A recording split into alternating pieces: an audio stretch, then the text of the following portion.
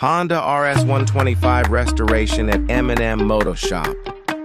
Hindi ma-register kasi bagsak emission testing sa LTO. Need to replace piston and block. Nawala na yung usok after na mapalitan at maikabit ulit.